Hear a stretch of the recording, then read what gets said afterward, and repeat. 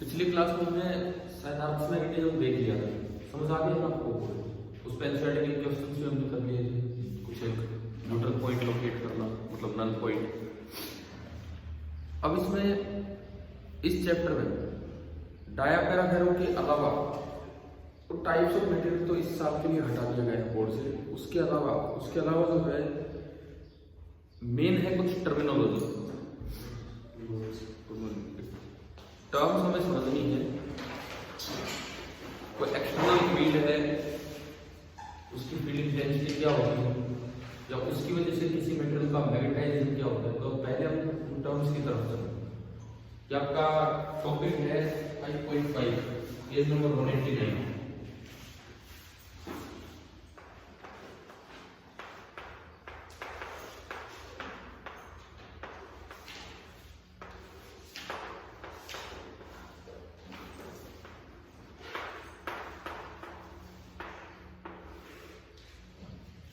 Page number 189 पे topic 5.5 है।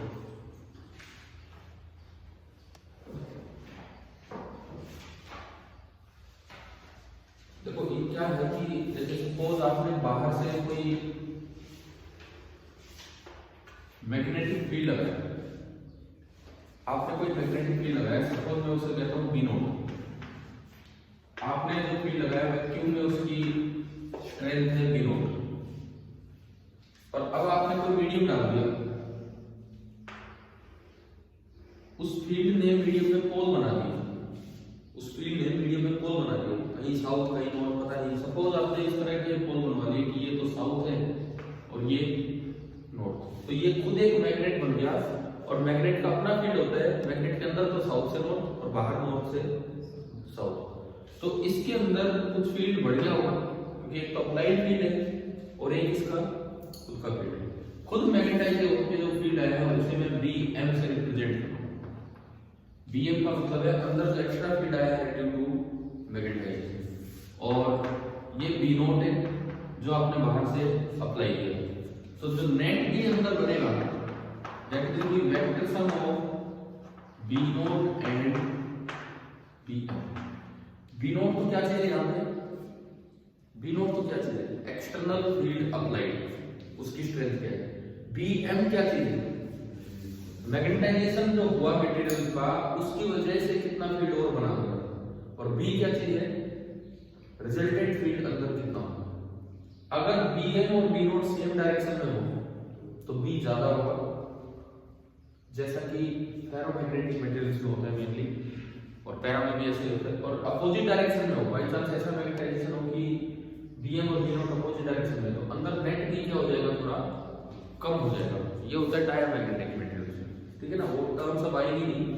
तो ये आपका नेट फील्ड। अब देखो यहाँ पे सबसे पहले एक टर्म डिफाइन होती है मैग्नेटाइजेशन।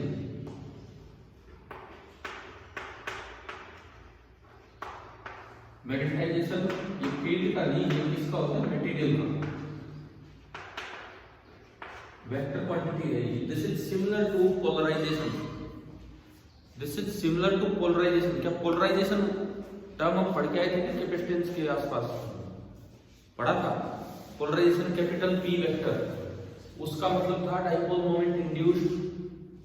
बताओ एक बार पोलराइजेशन ध्यान दो। पोलराइजेशन का मतलब क्या था? P वेक्टर का dipole moment induced per unit volume. नहीं याद आ रहा? डाइपोल मोमेंट इंड्यूस्ड की यूनिट थी कूलम मीटर, और वॉल्यूम की यूनिट मीटर क्यूब, तो उससे पोलराइजेशन की यूनिट बनी थी coulomb per metre cube, metre square. क्या हमने पढ़ा नहीं है? वैसे याद नहीं है, तो पढ़ा था, पोलराइजेशन पढ़ा था ना यहाँ पे, तो ठीक है। तो जैसा वहां पोलराइजेशन होता है ऐसा ही यहाँ मैग्नेटाइजेशन होता है। मैग्नेटाइजेशन का मतलब भी वही है, मैग्नेटिक मोमेंट इंड्यूस्ड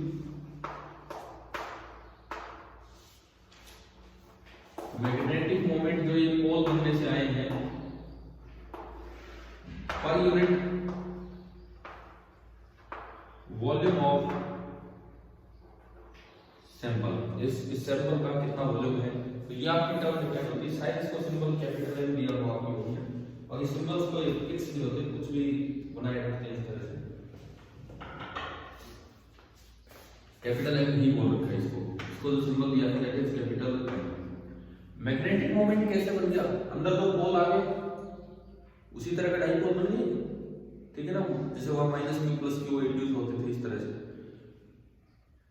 अब इस M का और इस BM का आपस में रिलेशन होता है, क्योंकि ये BM किसकी वजह से है, मैं एक बार दोबारा बताता हूँ, अभी आया उधर हमने स्टार्ट किया ये टॉपिक 5.5 एनसीईआरटी पेज नंबर 189।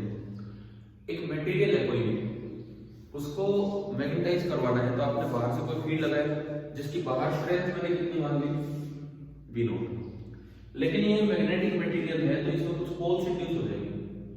अगर ये पैरा या फेरोमैग्नेटिक मटेरियल है तो पोल्स इस तरह इंड्यूस होंगे कि उनकी वजह से जो फील्ड बनेगा वो इस V नॉट को सपोर्ट करेगा और अंदर नेट भी ज्यादा हो जाएगा। अगर ये डायामैग्नेटिक मटेरियल होता तो पोल्स इस तरह बनते उल्टे कि V नॉट और BM अपोजिट डायरेक्शन में। अब वो टर्म्स इस साल हमसे बोर्ड एग्जाम में पूछी नहीं जानी है, इसी साल के लिए वो हटा दिया गया था, है ना।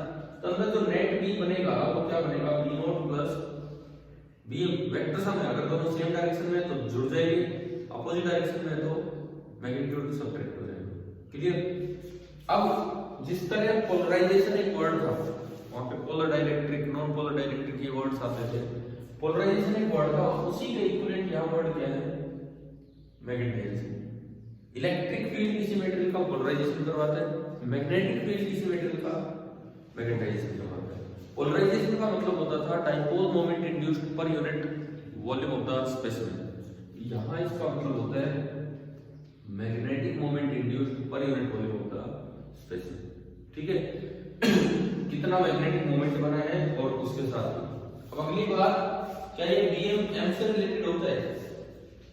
क्या ये जो BM है, ये ओनली पोल्स की वजह से जो फील्ड है, ये डायरेक्टली प्रोपोर्शनल होगा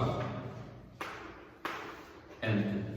कारण क्या है, कोई डाइपोल नहीं होता है, कोई डाइपोल नहीं है जिसका डाइपोल मोमेंट P होता है, तो उसका जो फील्ड होता है वो QKP/RP फॉर्मूले थे, तो क्या उसका फील्ड डायरेक्टली प्रोपोर्शनल था कि नहीं P के? था। तो इसी तरह ये BM डायरेक्टली प्रोपोर्शनल होगा किसके, P की जगह यहाँ क्या आ रहा है, ये M आ गया यहाँ, ठीक है ना, ये डायरेक्टली प्रोपोर्शनल होगा M के। क्लियर। और यहाँ जो प्रोपोर्शनलिटी कांस्टेंट लगाया जाता है वो होता है म्यू नॉट। यहाँ पे जो प्रोपोर्शनलिटी कांस्टेंट आता है that is absolute magnetic permeability of free space. ये कांस्टेंट की तरह काम करता है, मतलब ये जो BM है ये इस M से इस तरह रिलेटेड होते हैं। तो अगर मैं अंदर नेट B की बात करूं, नेट B, तो वो बनेगा B नॉट प्लस BM की जगह मैं क्या लिख सकता हूं, V नॉट इंटू M। ठीक है,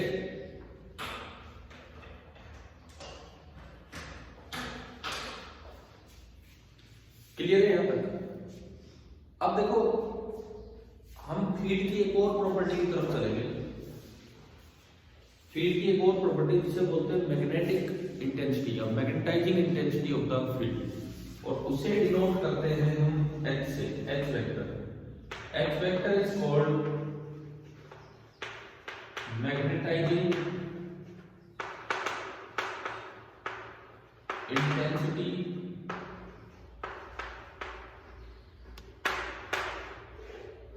of field, magnetizing intensity of field.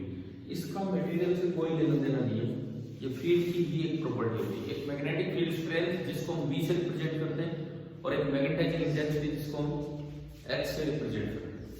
ठीक है, अब ये H और B में क्या रिलेशन है, H और B में क्या रिलेशन होता है? ये ऐसी टर्म है जैसे कभी आपने वहां देखा हो, एक तो इलेक्ट्रिक फील्ड स्ट्रेंथ है E और एक इलेक्ट्रिक डिस्प्लेसमेंट पड़ा था D। कभी आया तो था यार, वो एनसीईआरटी में ब्लू कलर में दिया हुआ था, तो मैंने आपको नहीं पढ़ाया, मैंने किसको पढ़ाया वो कोई बात ही नहीं। वहां से आप देखोगे, बुक में देखोगे तो पूरा दिया हुआ है। जैसे वहां E और D थे, यहाँ पे होते हैं B और H। अभी उनको मतलब बात में समझाऊंगा, ठीक है। पहले अपना ये वाला ही काम आप पूरा कर दीजिए, ये जो पार्ट है,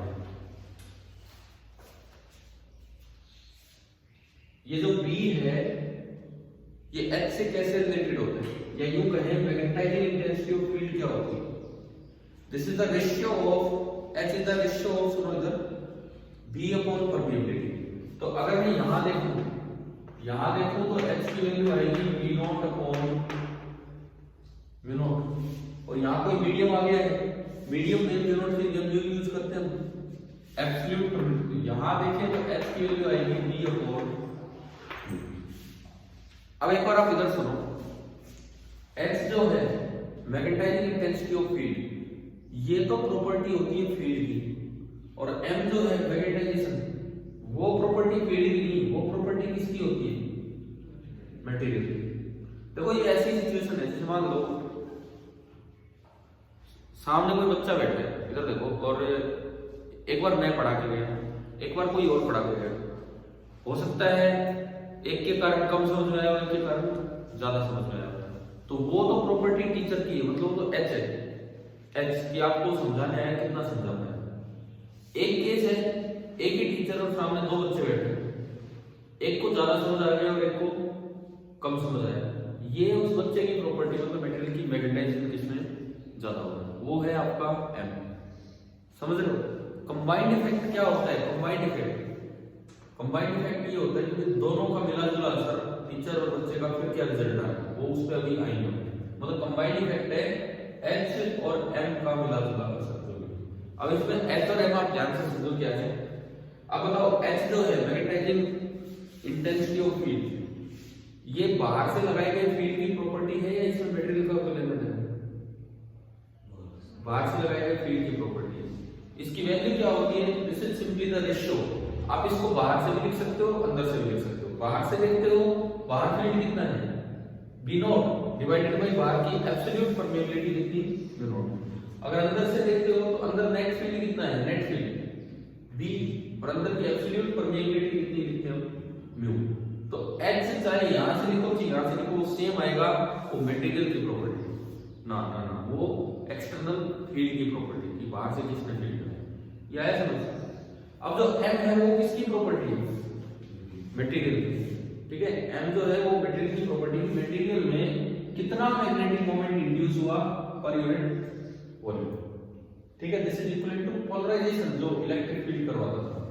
अब इस एम और बीएम में क्या रिलेशन होता है? BM is directly proportional to M. BM कौन सा फील्ड है? जो पोल बनेंगे उनकी वजह से जो अंदर फील्ड है। बीएम अपने मैग्नेटाइजेशन पे डायरेक्टली प्रोपोर्शनल होगा, और यहां जो प्रोपोर्शनलिटी कांस्टेंट है, यहां कई बार बच्चे गलती कर जाते हैं, वो म्यू यूज कर लेते हैं। म्यू यूज करने का क्या मतलब है? हर मटेरियल के लिए प्रोपोर्शनलिटी कांस्टेंट अलग अलग हो जाता है, जबकि एक रिलेशन का प्रोपोर्शनलिटी कांस्टेंट तो सबके लिए क्या रहेगा, सेम। इसमें म्यू नहीं है, यहां क्या यूज होगा, कुछ बातें याद हो पा रही? याद होगी तो बताओ, x की वैल्यू क्या होती है? अगर मैं बाहर से देख के लिखूं या अंदर से लिखूं, बाहर से देख के लिखूं तो x की वैल्यू क्या होती है, h is equal to, this is simply the ratio b not, कितनी बार फील्ड स्ट्रेंथ है डिवाइडेड बाय b नॉट। वही है आप मटेरियल के अंदर जाके भी लिख सकते हो, कितना होता है, b upon mu. b net field है और म्यू है उस मीडियम की एब्सोल्यूट परमिएबिलिटी। ठीक है, m, अब मटेरियल का मैग्नेटाइजेशन कितना हुआ, इसकी डेफिनेशन क्या है, मैग्नेटिक मोमेंट या dipole moment induced per unit volume of the specimen, जो भी। ठीक है, किसी भी डायरेक्शन में हो सकता है डाइपोल मोमेंट, हो सकता है फील्ड की डायरेक्शन में, हो सकता है अपोजिट डायरेक्शन में। क्लियर? अब यहां से हमने बीएम मतलब केवल और केवल पोल्स की वजह से जो फील्ड है, वो बीएम किसके प्रोपोर्शनल है, एम के।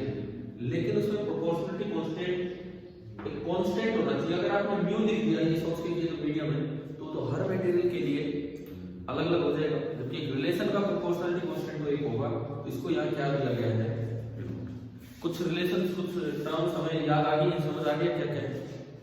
ठीक है, अब देखो इसमें थोड़ा और आगे बढ़े,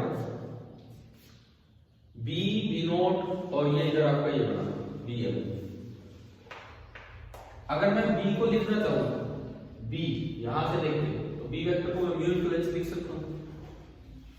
बी को मैं क्या लिख सकता हूँ, म्यू इनटू एच वेक्टर।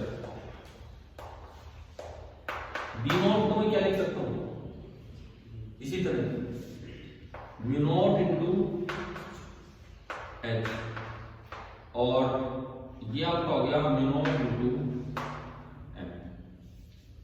ये मेरे पास एक स्टैंडर्ड रिलेशन आया, इसको मैं दो जगह अप्लाई करूंगा। एक वो मटेरियल जिनमें सेम डायरेक्शन में मैग्नेटाइजेशन होता है और एक वो जिनमें अपोजिट डायरेक्शन में मैग्नेटाइजेशन होता है। ये कुछ समझ आया है ना? ये चीजें ऐसी है, देखो ये याद करनी होंगी आपको एक बार तो, फिर परमानेंटली याद रह जाती है। आप लिख लो अगर कुछ नहीं लिखा है तो।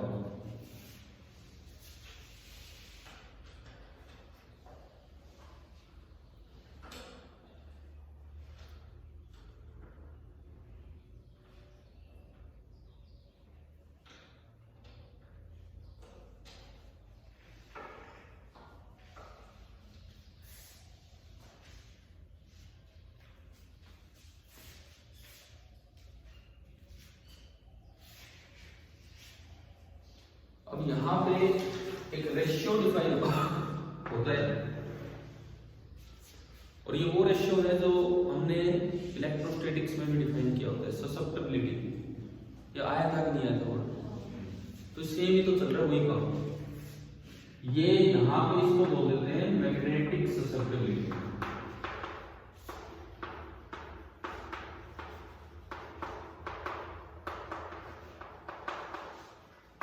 रिलेशन देते हैं साई और नीचे आप लगाओ तो इसकी वैल्यू होती है plus minus n by h। किसी भी मेटेरियल के लिए मैग्नेटिक ससेप्टिबिलिटी की वैल्यू है प्लस या माइनस, तो डायरेक्शन पे डिपेंड करेगा। अगर इसी तरह पोल बने तो पॉजिटिव ससेप्टिबिलिटी और उल्टे पोल बने तो negative. m by h, m क्या चीज है? मैग्नेटाइजेशन, और h magnetizing intensity of the field. और ये दोनों ना सेम यूनिट होती है m और h की, इसलिए जो ससेप्टिबिलिटी है वो एक रेशियो है, वो यूनिटलेस क्वांटिटी। ठीक है, इसी चीज को हम ऐसे भी लिख देते हैं vector m is equal to pi into vector h। अब प्लस माइनस लगाने की जरूरत नहीं है, क्यों? वो ऊपर तो खाली उनका मैग्नीट्यूड दिया है। अगर m और h दोनों सेम डायरेक्शन में, देखो h तो वो है जो आपकी b की डायरेक्शन है, आपने b आगे लगा रखा है, h आगे ही। अगर उसी डायरेक्शन में पोलराइजेशन हुआ है, उसी डायरेक्शन में मैग्नेटाइजेशन हुआ है, तो m और h दोनों सेम डायरेक्शन में है, तो ससेप्टिबिलिटी पॉजिटिव होगी। और अगर अपोजिट डायरेक्शन में है तो ससेप्टिबिलिटी नेगेटिव होगी। और आप उनको वेक्टर फॉर्म में लिखते हैं और डायरेक्शन अपोजिट है, तो अपने आप ही कांस्टेंट नेगेटिव हो जाएगा। समझ आ रहा है? ठीक है, मैं इसको यहां यूज कर सकता हूं इस रिलेशन में। m की जगह में क्या लिख सकता हूं? पाई इनटू h। तो ये आपका रिलेशन थोड़ा और आगे गया और ये बना mu into vector h, that is equal to mu not into vector h plus mu not into pi m into vector h। क्या वेक्टर h कॉमन आके हट सकता है इधर और उधर से? तो क्या रिलेशन है? Mu is equal to mu not plus, उसमें भी एक म्यू नॉट है, म्यू नॉट इनटू पाई। समझ आ रहा है? ये आपका बना mu is equal to mu not into 1 plus pi. And mu by mu not को बोलते हैं relative permeability of the material, mu r. ये जो मटेरियल है इसकी रिलेटिव परमिएबिलिटी होती है mu r, that is simply equal to mu by mu not. और mu by mu naught, mu r देखते हैं, ये रिलेशन आपका क्या है? Mu r is equal to 1 plus where pi L is dimensionless.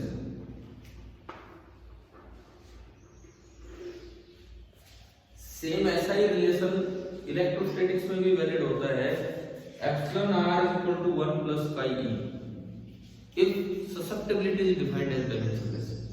Susceptibility define करने के दो तरीके थे, उन्हें डायमेंशन के साथ भी डिफाइन कर सकते हैं, डायमेंशनलेस। कुछ ऐसा पढ़ाया है क्या पहले?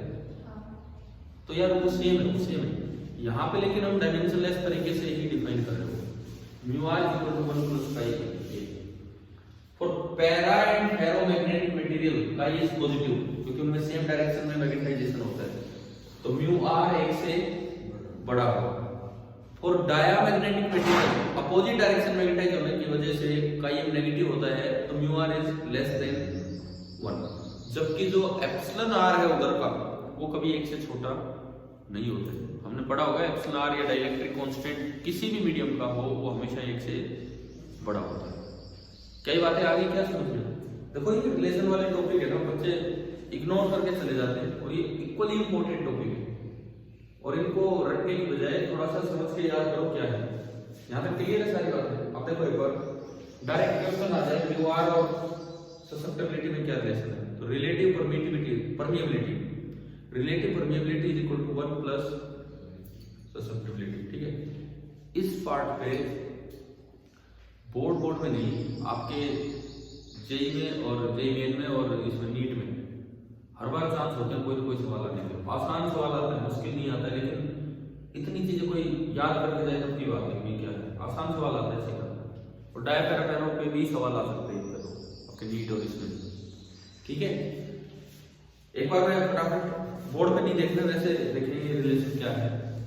आपने एक फील्ड लगाई, कोई मटेरियल नहीं रखा, तो क्या कोई एम डिफाइन होगा कि नहीं होगा? नहीं होगा, एम डिफाइन ही नहीं होगा। एम तो किसकी प्रॉपर्टी है? मटेरियल। फील्ड की 2 प्रॉपर्टीज है, एक तो फील्ड स्ट्रेंथ जिसे हम किससे रिप्रेजेंट कर रहे हैं? बी से। ठीक है, और एक magnetizing field intensity, magnetizing intensity उसे हम किससे रिप्रेजेंट कर रहे हैं? एच से। एच और बी में जस्ट एक रिलेशन होता है सिंपल, आप उसे बाहर से भी डिफाइन कर सकते हो और कोई मटेरियल रख दो तब भी वो चेंज नहीं होगी, क्योंकि वो मटेरियल की प्रॉपर्टी नहीं होगी, किसकी प्रॉपर्टी है? फील्ड की। ठीक है, अगर विदाउट मटेरियल आप देखोगे तो एच होगा, बाहर बी नॉट फील्ड था, बाहर की एब्सोल्यूट परमिएबिलिटी कितनी थी? Mu naught. तो एच बाहर से देखोगे तो B not upon mu not. Material रख के भी देखोगे तो भी एच चेंज नहीं होगा, लेकिन अंदर नेट बी चेंज हो जाएगा और म्यू नॉट की जगह म्यू आ जाएगा। तो अगर आप अंदर देखते हैं तो एच होगा बी अपॉन म्यू। क्लियर है? ठीक है, इसीलिए बाहर और अंदर फील्ड अलग अलग है। बाहर जो फील्ड है B not that is equal to mu not into H, अंदर जो फील्ड है B that is equal to mu into H. H दोनों जगह फील्ड का सेम है, लेकिन बी और बी नॉट अलग अलग है, म्यू और म्यू नॉट की वजह से। समझ आएगा? ठीक है, उसके बाद एक पोल्स बने, मान लो इसी डायरेक्शन को सपोर्ट करते हुए पोल बने तो ऐसे बने, तो ये पॉजिटिव मैग्नेटाइजेशन है और इसमें ससेप्टिबिलिटी जैसी टर्म पॉजिटिव होगी। और अगर अपोजिट डायरेक्शन में बनते तो नेगेटिव मैग्नेटाइजेशन होता है, उसमें ससेप्टिबिलिटी जैसी टर्म नेगेटिव होती है। ठीक है, अब हम देखें ये मैग्नेटाइजेशन है क्या। ये बिल्कुल वही है जो पोलराइजेशन था, dipole moment induced per unit volume of the symbol. ठीक है, इसमें कितना डाइपोल मोमेंट इंड्यूस हुआ? डाइपोल मोमेंट इंड्यूस का मतलब होता है pole strength into length, q into l q into 2 बात है ना, ऐसे ही है। तो ये डाइपोल मोमेंट इंड्यूस है per unit volume, this is called magnetization. Clear हो गया? अच्छा, उसके बाद m जो है वो bm से रिलेटेड होता है। कैसे? bm is directly proportional to m, लेकिन यहाँ रिलेशन का ध्यान रखना, कांस्टेंट म्यू b बल्कि क्या नहीं होगा? म्यू नॉट, क्योंकि नीचे कांस्टेंट हर मटेरियल के लिए वेरी कर देगा। So bm is equal to mu not into vector m। अब हमने यहाँ वेक्टर सम किया तो नेट b बनेगा वो b नॉट और bm का वेक्टर सम होगा। bm की जगह मैं क्या लिख सकता हूँ? Mu naught m।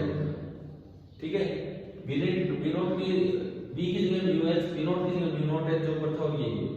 फिर m को हमने रिलेट किया h से यूजिंग ससेप्टिबिलिटी। m और h में ये रिलेशन होता है ससेप्टिबिलिटी की टर्म्स। ससेप्टिबिलिटी कुछ मैटेरियल्स के लिए पॉजिटिव होती है जिनमें सेम डायरेक्शन में मैग्नेटाइजेशन और अपोजिट में हो तो नेगेटिव होती है। ठीक है, और ये इसमें यूज करोगे तो अल्टीमेटली फाइनली आपका ये रिलेशन आएगा म्यू बाय म्यू नॉट को म्यू आर बोलते हैं, तो mu r equal to 1 plus chi. अब आप फटाफट इन बातों का जवाब देना। डायामैग्नेटिक मटेरियल के लिए ससेप्टिबिलिटी पॉजिटिव होती है कि नेगेटिव? नेगेटिव। डायामैग्नेटिक मटेरियल्स के लिए म्यू आर 1 से बड़ा होता है कि 1 से छोटा होता है? 1 से कम। ठीक है, पैरामैग्नेटिक के लिए ससेप्टिबिलिटी पॉजिटिव होती है और म्यू आर 1 से बड़ा। फेरो के लिए बहुत बड़ा, फेरो के लिए ससेप्टिबिलिटी 1 से बहुत ज्यादा होती है और ये भी 1 से बहुत ही ज्यादा, 5-5 हजार के आसपास चले जाते हैं। ठीक है, एक हल्का फुल्का डिफरेंस इतना याद रखना, डायामैग्नेटिक मटेरियल वो होते हैं जिनमें मैग्नेटाइजेशन होता है अपोजिट डायरेक्शन में, हल्का मैग्नेटाइजेशन। पैरा वो होते हैं जिनमें सेम डायरेक्शन में हल्का मैग्नेटाइजेशन, और फेरो वो होते हैं जिनमें सेम डायरेक्शन में स्ट्रॉन्ग मैग्नेटाइजेशन। ये दो डिफरेंस तो याद रह सकता है ये, ठीक है। एक और डिफरेंस आप याद रख लेना, डायामैग्नेटिज्म उन मटेरियल्स में पाया जाता है जिनमें अनपेड इलेक्ट्रॉन नहीं होते, उन एटम्स में पाए जाते हैं जिनमें अनपेड इलेक्ट्रॉन नहीं होते, खाली जितने भी हैं सारे पेड है। और अनपेड है तो या तो वो पैरा मिलते हैं या फिर वो। क्या ये समझ आ गया यहाँ तक? ठीक है, ये थी हमारी रिलेशन वाली बातें। उसके बाद थोड़ा और आगे चलते हैं, इस और एग्जाम्पल आप करके देख लेना। उसके बाद और आगे चलते हैं मैग्नेटिक प्रॉपर्टीज ऑफ मटेरियल्स। अब ये देखो, इसमें डायम पैरा फेरो बोर्ड के लिए सीधे पढ़ना है इस बार। मैग्नेटिक प्रॉपर्टीज ऑफ मटेरियल काट दिया गया है इस साल के लिए ये टॉपिक। अब ये एक टेबल दे रखी है ऊपर 5.3 है ना। एक बार इसमें ये समझो, आपको एक एप्सिलॉन दिख रहा है इसमें, एप्सिलॉन कौन सी टेबल? टेबल 5.3 डाया फेरो वाली। इसमें एप्सिलॉन दिख रहा है आपको। ये एप्सिलॉन कोई इसका परमिटिविटी से कोई लेना देना नहीं है, इसका परमिटिविटी से कोई लेना देना नहीं है। ये तो एक सिंपल एक नंबर है, कोई भी एक पॉजिटिव नंबर, ठीक है। ये लिखा होगा इन्होंने कहीं। तो इसमें ही आप देखो, डायामैग्नेटिक के लिए ससेप्टिबिलिटी 0 से कम है, 0 से ज्यादा है, कम है मतलब नेगेटिव। पैरा के लिए 0 से थोड़ी सी ज्यादा है, और फेरो के लिए बहुत ही ज्यादा है। दिख गया नहीं? फिर म्यू आर इसमें 1 से कम है, इसमें 1 से थोड़ी सी ज्यादा है, और इसमें 1 से बहुत ज्यादा है। और म्यू आर से ही आप म्यू का अंदाजा लगा लेते हो। क्लियर? चलो, इनको छोड़ते हुए अगर हम आगे बढ़े तो ये डाया पैरा फेरो हटा दिए, क्या हिस्ट्रीसिस है सिलेबस में लिखा हुआ है? अगर फेरो नहीं है तो फिर हिस्ट्रीसिस भी नहीं होगा, नहीं है ना ये। हिस्ट्रीसिस लूप और ये सब पढ़ने की जरूरत नहीं रहेगी बोर्ड एग्जाम के लिए। तो मुझे लग रहा है आगे वाला पार्ट तो शायद अब आपको जरूरत ही नहीं है, ठीक है। फिर भी एक बार कंफर्म कर लेना उससे। मैंने आपके ग्रुप पे भी डाला हुआ था शायद, आपके पास भी होगा डिलीटेड सिलेबस क्या है, क्योंकि इससे आगे पूरा डाया पैरा फेरो का है, ठीक है। पीछे भी मैं आता हूं, लेकिन ये आखिरी पेज भी बोर्ड में 1 नंबर का सवाल दे जाता है, परमानेंट मैग्नेट एंड इलेक्ट्रोमैग्नेट नहीं है, हटा दिए इस साल, ठीक है। बोर्ड में नहीं है, नीट में जेईई मेन में क्वेश्चन आते हैं इनपे, permanent magnet and electromagnet theoretical question आते हैं। ऐसे आते हैं जैसे परमानेंट मैग्नेट बनाना हो तो कैसा मटेरियल होना चाहिए, हाई रिटेंटिविटी हो, हाई कोएल्सिविटी हो। लेकिन अब चलो बोर्ड में नहीं है तो छोड़ रहे इस पार्ट को। अब आओ शुरू में, अर्थ मैग्नेटिज्म से पहले क्या है हम उस चीज पे आते हैं। बस ये चैप्टर हम आज पूरा कर रहे हैं, ये वाला जो चैप्टर है, ताकि कल से EMI हम स्टार्ट कर सकें, ठीक है। अब अगर मैं शुरू में आऊं, देखो पेज नंबर 174 निकालो, page number 174। Some of the commonly known ideas regarding magnetism are, मिल गए ये पॉइंट्स 1 2 3 4। एक बार ये देखते हैं। पहला point, earth behaves as a magnet with the magnetic field pointing approximately from geographic south to geographic north. उसमें हमने अर्थ मैग्नेटिज्म में बनाया था एक अंदर जैसे एक मैग्नेट दबाव थोड़ा सा तिरछा है वो, ठीक है। तो अर्थ एक मैग्नेट की तरह बिहेव कर रही है। दूसरा, when a bar magnet is freely suspended it points in north south direction. अब यहां बच्चा गलती कर जाता है, the tip which points to geographic north is called north pole. बच्चे कई बार गलत बोलते हैं, पता नहीं किससे कभी हमने डिस्कस किया हो अर्थ के साथ या नहीं। बच्चों को ये याद रहता है कि नॉर्थ को साउथ अट्रैक्ट करता है और साउथ को नॉर्थ, यही तो दिमाग में कि unlike poles attract each other. लेकिन वो तो तब है तो मैग्नेट के पोल, यहां हम बात कर रहे हैं ज्योग्राफिक पोल और मैग्नेट के पोल की। तो एक पोल डिसाइड कैसे होता है किसी मैग्नेट का कौन सा पोल है? आप मैग्नेट को फ्रीली सस्पेंड कर दो अर्थ पे, जो पोल नॉर्थ की तरफ गया उसको नाम दिया गया क्या? North pole. और जो पोल अर्थ की साउथ डायरेक्शन की तरफ गया उसको नाम दिया गया साउथ पोल। और आपको मैंने डायरेक्शन एक दिन बनानी सिखाई थी, ध्यान है? अब देखो इन पे मिलजुल के सवाल ऐसे आ रहे हैं।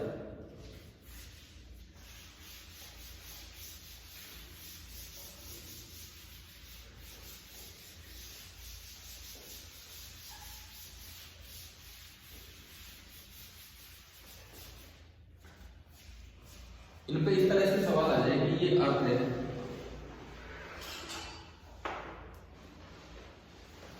और ये कोई लोकेशन है, ये इसका एक्सिस दिखा रखा है, एक्सिस ऑफ रोटेशन होगा, ये आपको दिखा दिया। ये नॉर्थ पोल है, ज्योग्राफिक नॉर्थ पोल, और ये साउथ पोल। आपसे बोला गया है कि भाई इस जगह, इस लोकेशन पे कोई मैग्नेट फ्रीली सस्पेंड कर रहा है, उसके नॉर्थ साउथ पोल किस तरह जाकर रुकेंगे, आपको वो दिखाना है।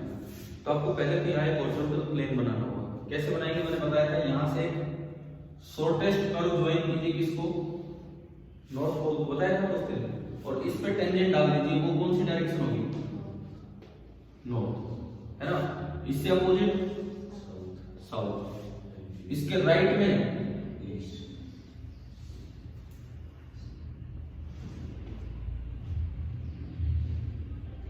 ये ईस्ट, और इसके लेफ्ट में वेस्ट। फिर आपको ये प्लेन दिखा देना चाहिए,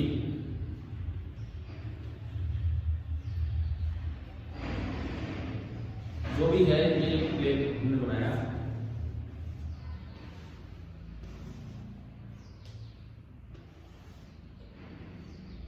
ये हॉरिजॉन्टल प्लेन है कि वर्टिकल प्लेन, हॉरिजॉन्टल प्लेन।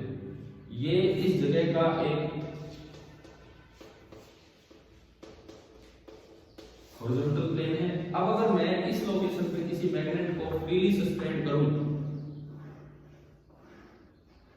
इस लोकेशन पे मैं अगर किसी मैग्नेट को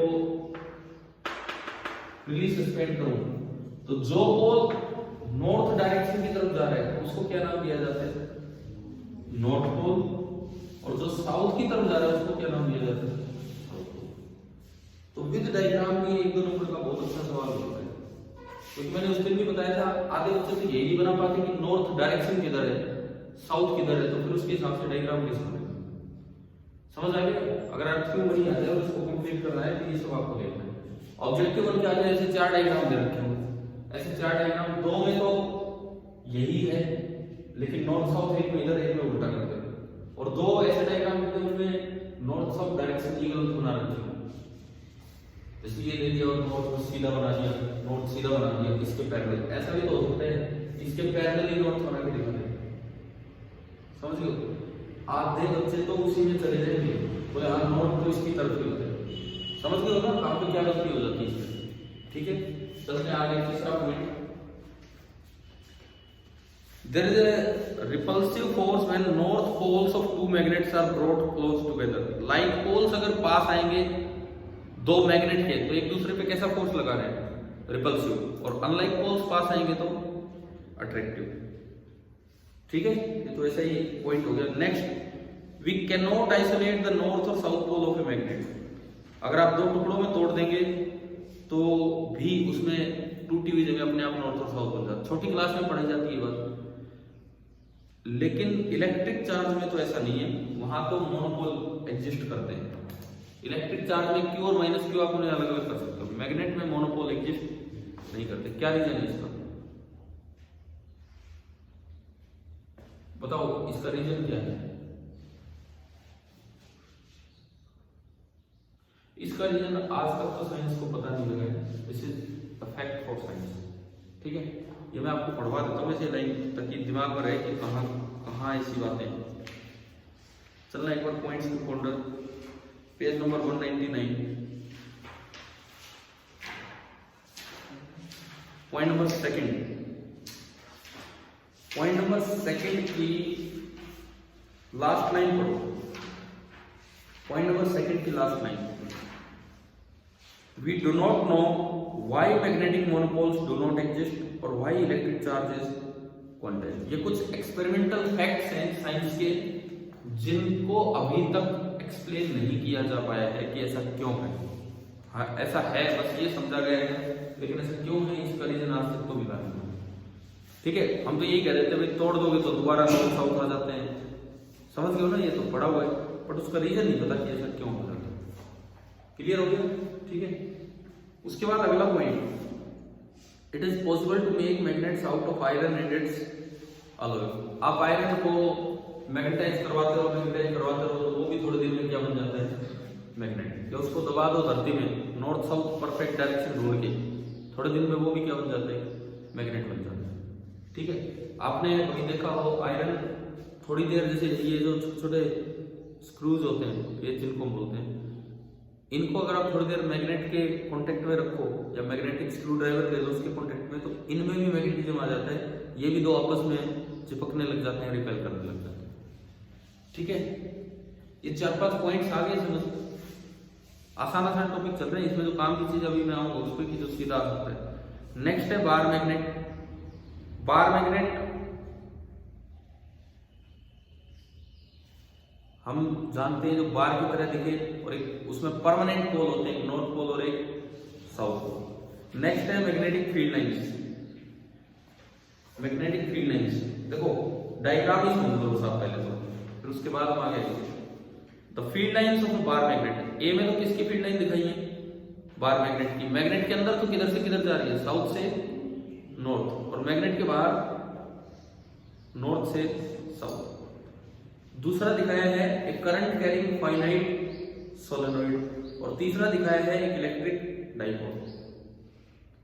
आप इन में से कौन सी दो लाइनें मिलती जुलती दिख रही है, ए और बी एक जैसी दिख रही है, इसका मतलब सोलेनोइड भी किस तरह काम करता है, बार मैग्नेट की तरह, या बार मैग्नेट भी सोलेनोइड की तरह काम करता है।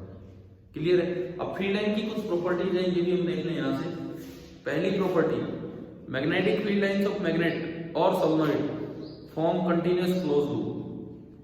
ये कंटिन्यूअस क्लोज लूप बनाते हैं। अब यार क्या ये सवाल हमने पहले डिस्कस किया है कि मैग्नेटिक फील्ड कंजर्वेटिव है कि नहीं किया, तो आप बताओ इसका जवाब।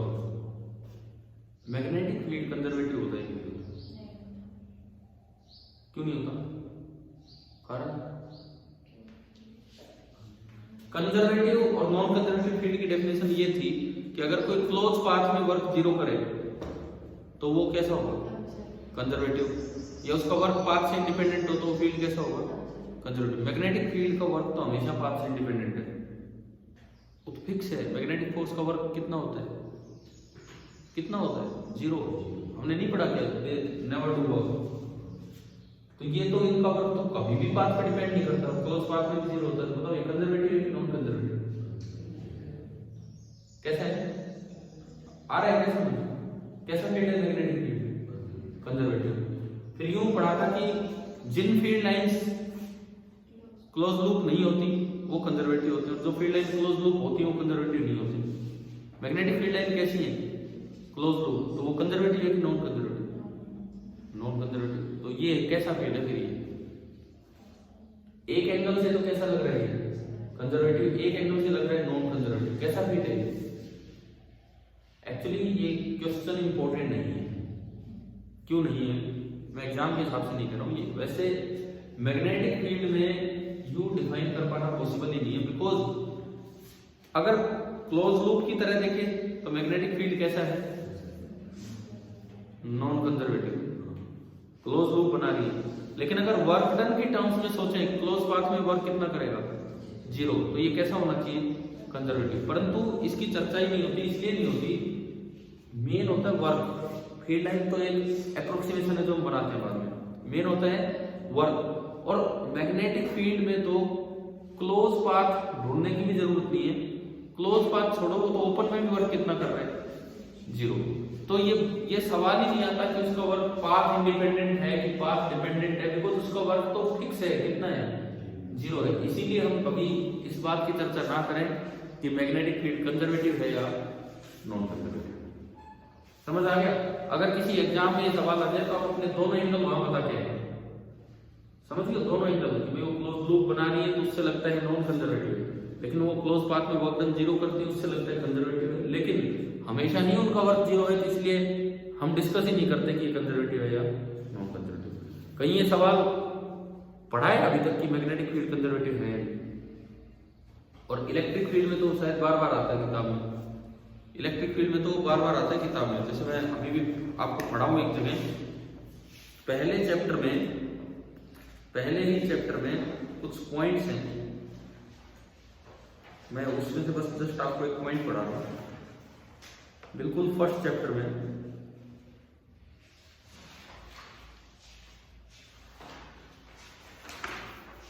ये देखो पेज नंबर 25,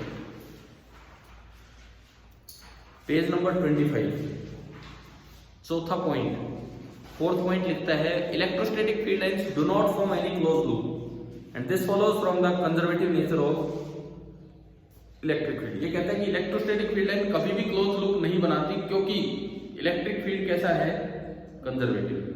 तो इसका मतलब अगर कोई क्लोज लूप बनाएगा तो फील्ड कैसा होना चाहिए, नॉन कंजर्वेटिव। समझ गए हो ना, शायद ये पॉइंट क्लियर हो। इसके बाद सेकंड पॉइंट उस पे उसी का पेज नंबर 175 पे, page number 175 second point, the tangent to the field line at a given point represents the direction of net magnet. ये तो फील्ड लाइन की डेफिनेशन होती है। अब टेंजेंट डालोगे तो आपको बी की डायरेक्शन देगा। तीसरा पॉइंट, जहां क्राउडिंग ज्यादा होगी वहां फील्ड स्ट्रॉन्ग होता है, ये लिखा है इसमें। जहां ज्यादा लाइन क्रॉस करके जा रही होगी वहां पे फील्ड स्ट्रॉन्ग होगा। ये वही है जो इलेक्ट्रिक फील्ड लाइंस की प्रॉपर्टी थी। और चौथा point, magnetic field lines do not intersect, क्योंकि अगर इंटरसेक्ट करगी तो एक जगह नेट बी की दो डायरेक्शन आ जाएगी, तो पॉसिबल नहीं है। समझ आ गया। अब देखो इसमें ये जो दो टॉपिक बचे हैं, दो तीन टॉपिक, ये आपके लिए बड़े इंपॉर्टेंट है, खासकर फॉर एग्जाम के लिए। पहला है bar magnet as an equivalent solenoid. देखो ये बहुत ही इंपॉर्टेंट टॉपिक है, bar magnet as an equivalent solenoid, कि बार मैग्नेट और सोलेनोइड ये दोनों एक तरह से कैसे दिखते हैं, एक तो हमें ये करना है। दूसरा, डाइपोल इन यूनिफॉर्म, क्या डाइपोल वाला नहीं है, हटा दीजिए, ये हटा दीजिए, सारे हटा दीजिए। अभी एग्जाम्पल 5.1 जे मेन में एज इट इज आया था इस साल नहीं, पिछले साल। एग्जाम्पल 5.1 जे मेन में एज इट इज आया था, लेकिन उन्होंने पता फर्क क्या कर दिया था। जैसे इन्होंने टाइम देके बी पूछा है, इस सवाल में दिख रहा है आपको, टाइम देके बी पूछा है, उन्होंने क्वेश्चन में बी देके टाइम पूछ लिया था, यही वैल्यू, यही सेम वैल्यू बी देके टाइम यही पूछ लिया था। इसका मतलब हमारा लास्ट टॉपिक बचा है, क्योंकि बोर्ड में ये भी हटा दिया गया है बार मैग्नेट और ये सब। बार मैग्नेट तो है ना, ये क्या है, फिर पार्ट है बार मैग्नेट। एक तो डायपेरा फेरो हटाए हैं, एक वो फिर लास्ट के सारे हट गए होंगे, इलेक्ट्रोमैग्नेट और ये सब, हिस्ट्रेसिस क्यूरी, ये जो वो तो उसी से रिलेटेड है। अर्थ मैग्नेटिज्म पूरा है आपके सिलेबस में, वो हमने पढ़ ही लिया। तो मुझे लग रहा है लास्ट टॉपिक है इस चैप्टर का, तो हमें पढ़ना चाहिए bar magnet as an equivalent solenoid. ये सोलेनोइड और बार मैग्नेट दोनों एक दूसरे की तरह कैसे काम करते हैं, और ये जो है ना, ये वाला प्रूफ, ये मैथमेटिकल प्रूफ, ये आ सकता है बोर्ड एग्जाम में। ये प्रूफ हमें समझना होगा, ध्यान से समझना होगा। देखो एक सोलेनोइड का जो फील्ड है, हमने कभी एसीएल से निकाला था, एसीएल से निकाला था लॉन्ग सोलेनोइड का फील्ड, और वो निकल के आया था μ0 Ni। याद है क्या थोड़ा बहुत। एक ये भी प्रूव किया था कि बाहर फील्ड कितना होगा, 0 होगा, डिस्टेंस इंडिपेंडेंट लेके, और वो प्रूव करवाया था एसीएल से, याद आ रहा है थोड़ा बहुत। और अंदर आया था μ0 Ni, वो तो था लॉन्ग सोलेनोइड के लिए। अब एक शॉर्ट सोलेनोइड है और उससे फार अवे पॉइंट आप एक्सिस पे लेते हो, तो वहां मुझे फील्ड निकालना है। ये क्या है, ये वाला टॉपिक देखिए।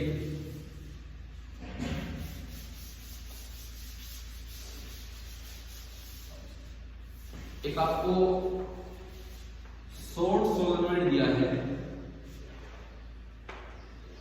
इसमें करंट कैरिंग वायर्स होंगे, और एक फार पॉइंट ले लिया ऑन द एक्सिस, और मुझे वहां फील्ड निकालना है कितना होगा, और फिर दिखाएंगे कैसे बार मैग्नेट की तरह काम करता है।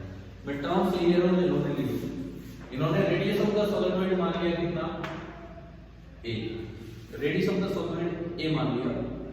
सेंटर से उस पॉइंट की दूरी, सेंटर से उस पॉइंट की दूरी मान ली r, स्मॉल r, ठीक है। और इस सोलेनोइड की पूरी लेंथ मान ली 2l, सोलेनोइड की जो कंप्लीट लेंथ आपने मानी है दैट इज 2l, ये आपने माना। अच्छा एक और चीज इसकी जरूरत पड़ेगी, number of turns per unit length, n हमने माना number of turns per unit length, और ये जो r है this is very very much greater than n over 12, क्योंकि हम फार अवे पॉइंट की बात करेंगे। एग्जाम में यूं ना आए कि ये बार मैग्नेट की तरह काम करेगा, एग्जाम में सिंपली यूं आ जाए कि आप एक शॉर्ट सोलेनोइड के एक्सिस पे दूर वाले पॉइंट पे बी निकाल के दिखाओ क्या होगा, और आप निकाल के आगे म्यू नॉट नहीं, तो क्या वो शॉर्ट सोलेनोइड है?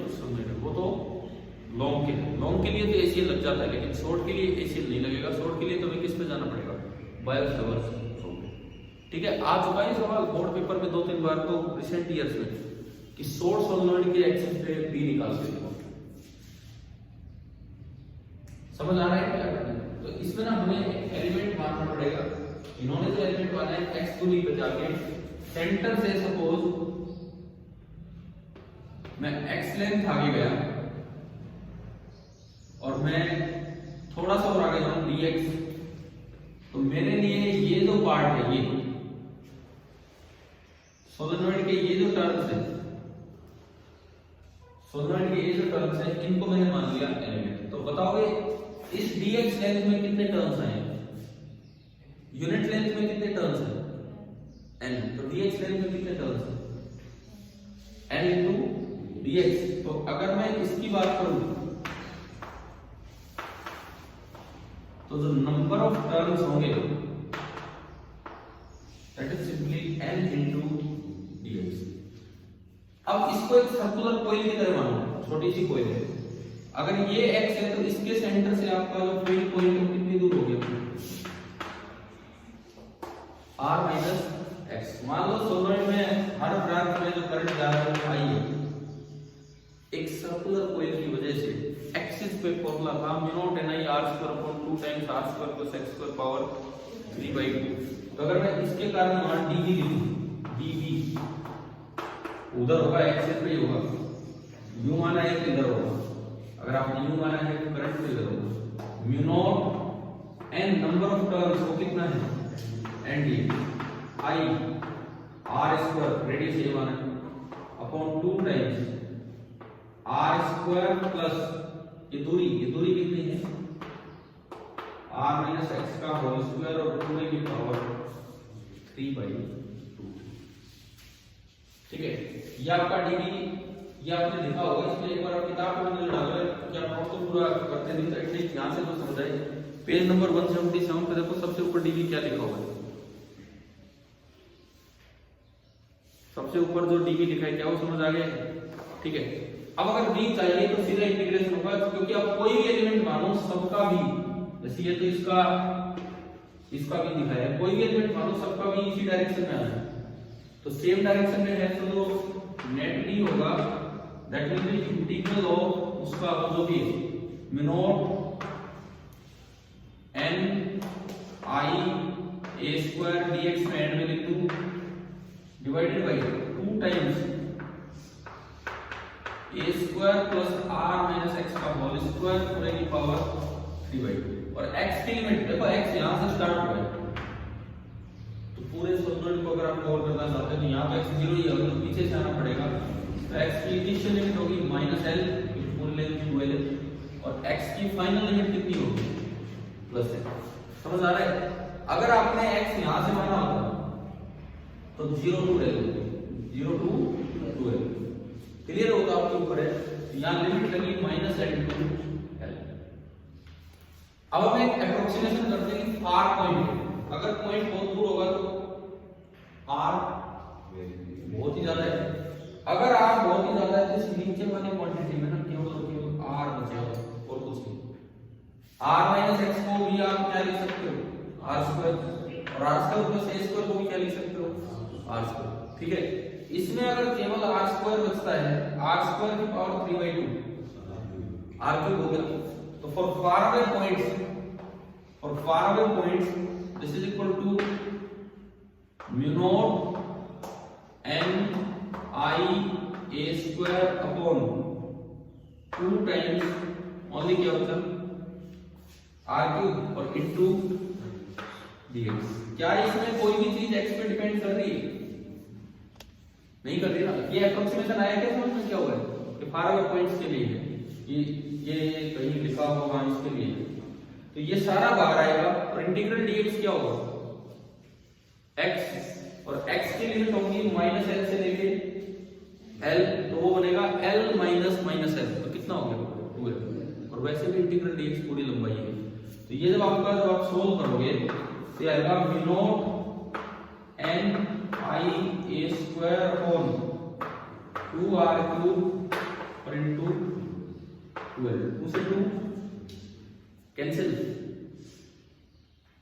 क्लियर हो गया? ये आपका b निकल के आ गया। ठीक है, अब इसको बार मैग्नेट की तरह कैसे देखेंगे? एक बार मैग्नेट का दूर वाले पॉइंट एक्सिस पे फॉर्मूला होता था 2kb अपॉन r क्यूब, और उससे कंपेयर करते हैं। b on the axis for bar magnet होना चाहिए 2 टाइम्स k, k कितना v0 अपॉन 4 पाई इनटू उसका magnetic moment divided by r cube. और एक करंट कैरिंग लूप का मैग्नेटिक मोमेंट हमने पढ़ा था, करंट इनटू एरिया पढ़ा था टॉर्क के समय में, करंट इनटू एरिया, और n टर्न्स हो तो n into current into area. तो मैं अगर इसका p लिखूं, टोटल नंबर ऑफ टर्न्स कितने हैं इसमें? ना 12 लेंथ में। Total number of turns n into 12 into current और इनटू एरिया, एरिया कितना है हर एक टर्न का पाई a स्क्वायर। सोलेनोइड का ये कितना आ गया मैग्नेटिक मोमेंट। ठीक है, अब मुझे ये देखना है क्या ये बार मैग्नेट जैसे फॉर्मूले में रिड्यूस हो रहा है कि नहीं हो रहा है, ये देखना मुझे कि बार मैग्नेट जैसे फॉर्मूले में रिड्यूस होगा कि नहीं होगा। कैसे भाई? ये चाहिए एक तो v0 अपॉन 4 पाई थी या नहीं है ना, 4 पाई, 4 पाई से डिवाइड कर दो और 4 पाई से मल्टीप्लाई कर दो। देखो मैं इसको लिख सकता हूं v0 अपॉन 4 पाई। अब जब 4 पाई से डिवाइड किया है तो 4 पाई से मल्टीप्लाई भी करेंगे, और उस 4 पाई का एक 2 तो अलग कर दो, और क्या बच गया 2 पाई, एक 2 और अलग कर दो और n इनटू 12 उसको लिख दो, और क्या बच गया पाई। उस पाई को इसके साथ ले लो, एक i और एक पाई a square divided by r। बताओ क्या लिखना आ गया? मैंने 4 पाई नीचे मल्टीप्लाई किया और वो 4 2 इनटू 2 इनटू पाई बना दिया। अब एक बार इधर उधर डालो, क्या ये pm है क्या? n into 12 into y into pi a square है pm। और इसको p लिखते ही क्या फॉर्मूला आ गया? 2 v0 अपॉन 4 पाई तो 2 kp अपॉन r क्यूब। यानी कि ये भी किस तरह काम कर रहे हैं? Bar magnet. ठीक है, सोलेनोइड नाम आता है बोर्ड पेपर में, बच्चे वो v0 ni वाला फॉर्मूला कराते हैं, लेकिन 2-3 बार ऐसा हो चुका है वो पूछ ये वाला रहे शॉर्ट सोलेनोइड के एक्सिस पे यूजिंग BSL और आप लगा के आ रहे हो यूजिंग ACL। पूछ ये वाला रहे और आप वो यूज कर रहे हो, तो वो थोड़ा ध्यान रखना। समझ आ गई? ठीक है, एक छोटा सा टॉपिक इसमें ये भी होता है मैग्नेटिज्म एंड गॉस लॉ, है नहीं है सिलेबस में, उससे मतलब ये जरा सा टॉपिक है, होगा इसमें कहीं थोड़ा आगे। मैग्नेटिज्म एंड गॉस लॉ बड़ा आसान है। जिस तरह इलेक्ट्रोस्टैटिक्स का गॉस लॉ है कि integral E dot ds equal to q in upon epsilon naught, है ना ये, इसी तरह मैग्नेटोस्टैटिक्स का होता है इंटीग्रल v डॉट ds बराबर 0। उसमें कभी कोई q इन या m इन नहीं आएगा। किसी भी क्लोज सरफेस में मैग्नेटिक फ्लक्स हमेशा कितना होगा? 0, चाहे वो फील्ड यूनिफॉर्म हो चाहे वो फील्ड नॉन यूनिफॉर्म हो। जबकि इलेक्ट्रिक फ्लक्स का तो ऐसा था, यूनिफॉर्म फील्ड अगर है, क्लोज सरफेस है तो फील्ड फ्लक्स 0 होगा, लेकिन अगर नॉन यूनिफॉर्म फील्ड है तो फ्लक्स नॉन 0 आता है। तो भाई अब ये बताओ, ये चैप्टर समझ आ गया पूरा? ठीक है, ये अच्छा चैप्टर है, ये फालतू में लिखना पड़ के जाए इससे दिक्कत नहीं हो जाती, कोई पार्ट रह जाता है। अब हम अगली क्लास में हम लेके चलेंगे EMI। ठीक है, जल्दी पूरा हो जाएगा। EMI AC पूरी एक यूनिट मानी जाती है उसकी, एंड देन एक दिन में आपका EMI होती है, 2 दिन इस तरह का। ठीक है, आज शाम को तो क्लास है नहीं, ठीक है, आज मेला भी है। कल भी मैंने क्लास इसीलिए नहीं ली थी, वो कुछ गेम्स वगैरह हो रहे थे तो हम उधर ही देखने चले गए थे। अब आप लोग आओगे परसों, ठीक है? अब मैं यही पूछ रहा हूँ, सुबह आना चाह रहे हो कि शाम को? शाम को, ठीक है, मर्जी है, 4-5 दिन आने कैसे भी करके अपना मेंटेन करो। ठीक है, परसों शाम को है आपके अगली क्लास। क्या हुआ? कल सॉरी, आज मैं परसों ऐसे हो गया। कल, मतलब आज नहीं आना है शाम को, कल आना है, ठीक है, परसों नहीं कल आना है। और कल सुबह आने की बजाय शाम को आप आना, कल सुबह आ सकते हो, मर्जी है। नहीं चलो ठीक है, तो शाम को